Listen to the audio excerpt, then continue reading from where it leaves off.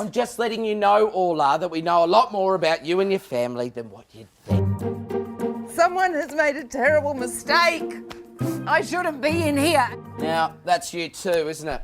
Is Orlag O'Connor a threat to national security? Osama bin O'Connor, an Irish Catholic Muslim terrorist. Why is she under surveillance? We can actually keep you here for as long as we want, so it'd help if you just answer the questions as quickly as possible. And does that odd man interrogating her actually have a case? I don't want anyone to know. Well, the Canadians know. No, not all of them, just the Secret Service, the FBI. In a brilliant new comedy from Geoffrey Atherden, the creator of Mother and Son. Are these your children? Where did you get that? Facebook, I think. Yeah, Facebook, definitely. Big Brother meets the Facebook generation. We get stuff. Because that's not on my Facebook page.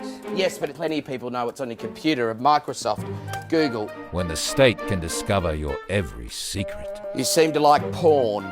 Your personal opinions. Would you say you're on the left? Your tastes. I don't like licorice all sorts.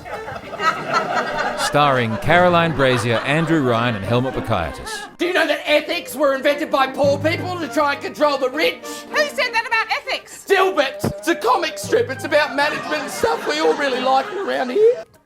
I am telling you that if the security of our country depends on you, we are in deep shit. Well, you seem to have hit a brick wall.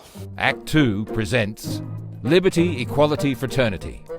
Directed by Shannon Murphy. Yes, but nothing ever gets removed. Not really. I mean, the data is still there somewhere, and if it's somewhere, we can find it. Am I going to be tortured? You'll be making a big mistake if you think I'm dumb. If you're going to be suspicious of everybody that's smarter than you, then you're going to be hauling in everybody over the age of 5!